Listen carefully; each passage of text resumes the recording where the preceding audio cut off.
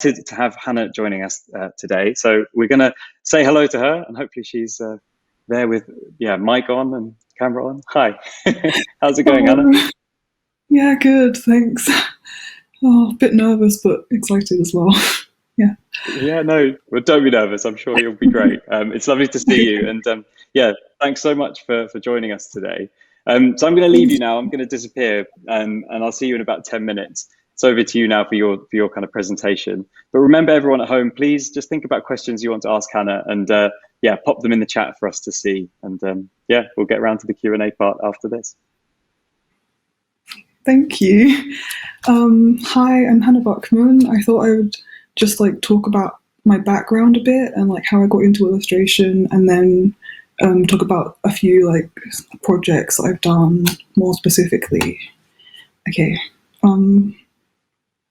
So I graduated from Camberwell College of Art in 2015, and I kind of didn't really feel that confident in my work at the time.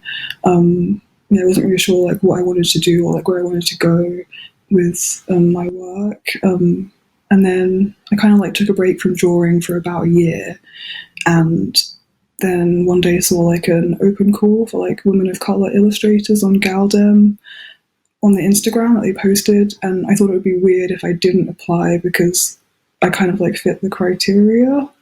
So yeah, these are a few of the images that I submitted to Galdem, and I kind of got an email response quite quickly and was taken on board. It was a little nice boost for my confidence. So over the next year or so, I just carried on doing illustration for Galdem. I thought it was a good opportunity for me to develop my work with actual live briefs that I knew that would have an audience watching. I kind of felt I was starting to build a portfolio. Just through doing lots of stuff for Galdem. And these are just a few of the things I did. This was for their website. This was something with Adidas in collaboration with Galdem, and this was something I did for a talk on Black motherhood, a poster design. And I guess because the subject of this talk is home and identity, I thought I would show this project that I submitted for one of Galdem's second print issue, which was called the Home Issue. I think it was me trying to figure out how to make more personal work that I knew might be shared online, or just shared to an audience. And I think that, so I kind of heavily reference film, scenes from films that I was that impacted me as a teenager. But there was also a sense that I don't know, there's something inaccessible about the movies that I would watch. I kind of felt I saw myself reflected in the lead characters, but then not completely. I always knew that I would be perceived differently to how they might be perceived, but I kind of wanted to just subvert I don't know, this kind of idea that only white people in film and TV sometimes are allowed to have nuanced and developed storylines, and I kind of just wanted to just subvert those stereotypes, I guess, with this project. And then I just continued to do more commissions. I think through working with Galdem, I kind of got discovered by other publications, and I want to go through them quickly because I know I haven't got much time, but this is something I did for the Washington Post, something for Time Out, the cover of Time Out, about Notting Hill Carnival. This is something I did for Medium.com, for a story on what it's like to have an ADHD brain. And this is a commission I did in January 2020. It was for AIGA, the Ion Design website part of it, in collaboration with Adobe. And it's for a small piece on online communities. Small online communities that people that are made by people who are interested in using coding meaningfully in like new and innovative ways. I guess I kind of wanted to, like, the idea of like a co-op or like a sort of house share came to mind as like a way to communicate this idea, and also like the fact that all the rooms have like their own different perspectives kind of felt like a nice metaphor. Like there's people doing different things, but they're all still like part of a larger network. Yeah, I just like really enjoyed this brief. Yeah, and just like the idea of like smaller online spaces where you can like maybe have like more meaningful connections with like fewer people. And these are a couple of the sketches that I did. So I guess like they kind of came out quite whole already, which I kind of feel like is how things that I actually like more usually turn out. Like usually I can just like the first idea I do is the best, and like if it comes out, like the quicker it comes out, I think the more I like it. I don't know. Yeah. So then in September 2019, I started doing the drawing year at Royal Drawing School. I wanted to like learn how to use like physical materials again, or like go back to using, because I've been doing lots of digital illustration and using Photoshop a lot, and I was starting to feel like I was like churning things out a bit and kind of like not sure like if what I was doing was meaningful, or like trying to figure out why I'm drawn to just like creating all of this stuff. Yeah, this is, I got a commission while doing the drawing year. This was for Harper's Magazine, and I feel like I kind of took inspiration from a class I was doing at the Royal Drawing School. We spent like a whole day kind of like doing these little dot drawings, like kind of based on like a pointillist kind of style. And I guess like I felt inspired by that. And this piece for Harper's Magazine was for like a story called The Work of Art, which is a story about like a controversial piece of art. And I think that it kind of like touches on or like references like ongoing debates around like the appropriation of Black culture in art by like non-Black artists. I feel like it's kind of a meta like illustration that I did, where I like took elements from the story and made them into an artwork on the wall, but then the people that are like in front of the artwork are also like within the story, and like kind of making a spectacle out of the story and artwork, which is, I don't know if it makes any sense at all, but it's kind of like what the story was about, I felt.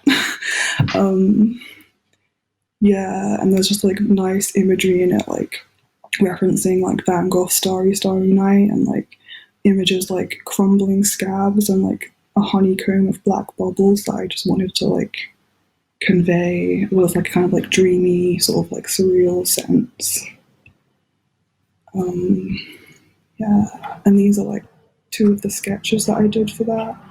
The one on the left is just like a more straightforward depiction of like the most dramatic scene in the story, and the left one is the one that got chosen.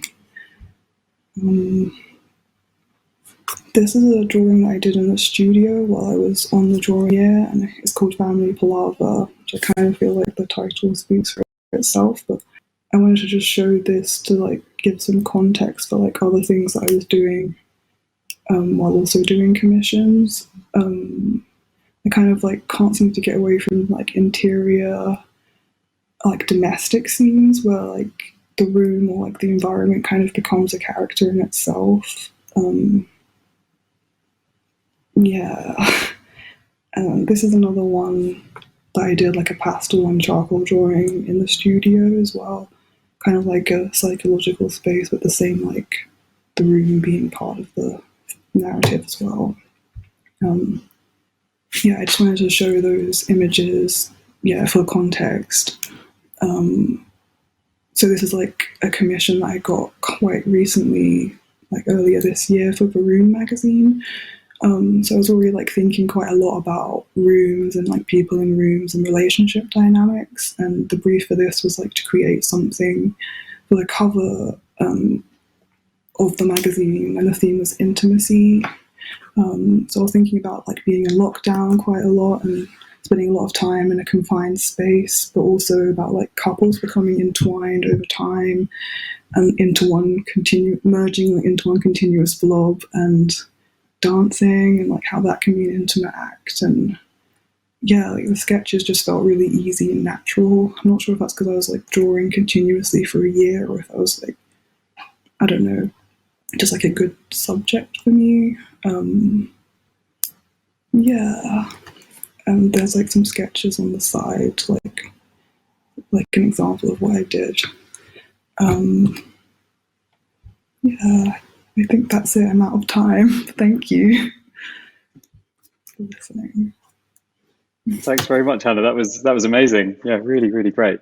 Great to see your work, and I guess some of the influences as well behind it, and yeah, I guess how it's developed over the years.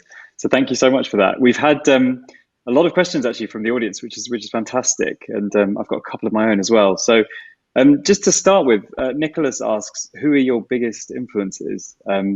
Yeah, interesting question. I guess like who are the Yeah. artists and illustrators you look to?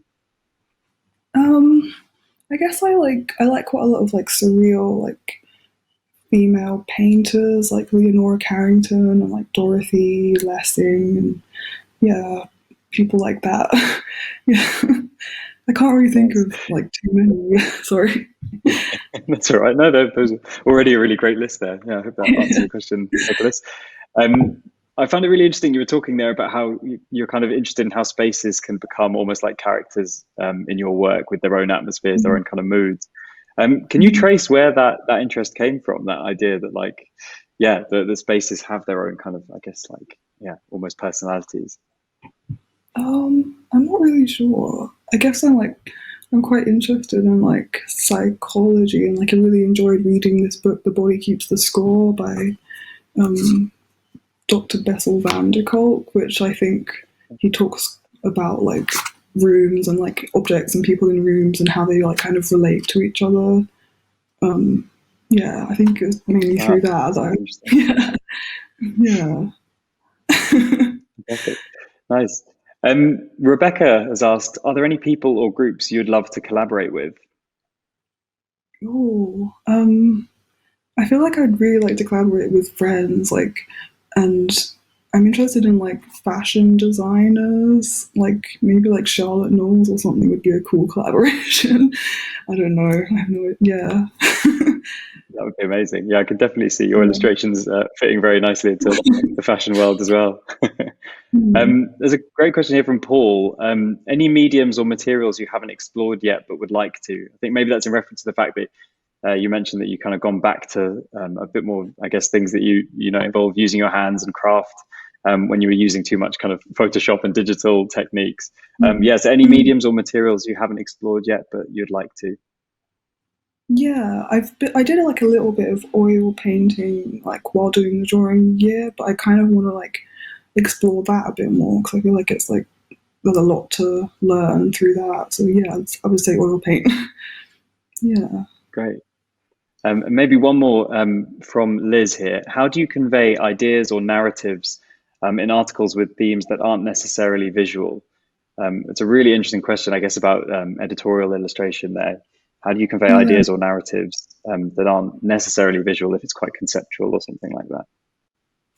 Um, I don't really know how to explain it. I think that I just like I pick out like certain words that just like stick out to me and kind of think about things that like surround that word.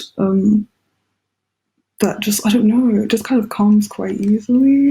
I'm not really sure. I'm sorry. It's such a bad like trying to explain it. I don't know. No, um, sometimes I mean it's yeah. Sometimes those processes are very natural and they flow very yeah, naturally. Yeah. yeah. Sorry. Yeah. Bad Not at all. answering No. question. Um, And one final one from Nicholas, just because it is about how you know when something's finished. I think it's always a really interesting kind of conversation. How do you know when your pieces are finished? Because there's often a temptation to kind of tweak and continue tinkering for forever? How do you know when you're kind of, yeah, I'm done with that, I can kind of draw a line under it? Um, I guess just like, yeah, I guess it is also just a feeling that just like comes about. I don't know. I do find myself like wanting to like get through things quickly, or just like I do like make work quite fast, so it kind of just like naturally ends when I'm like maybe like a bit tired even. I'm just like done with something. Yeah. I mean, your Yeah. work does have that kind of great energy, which I think comes from that speed sometimes. Yeah, so you don't want to lose Yeah. that for sure and over tinker with it. Yeah, definitely. Fantastic. Well, listen, thanks so much, Hannah. We'll probably have to leave it there, but yeah, we really appreciate you joining us this evening. Thank you so much.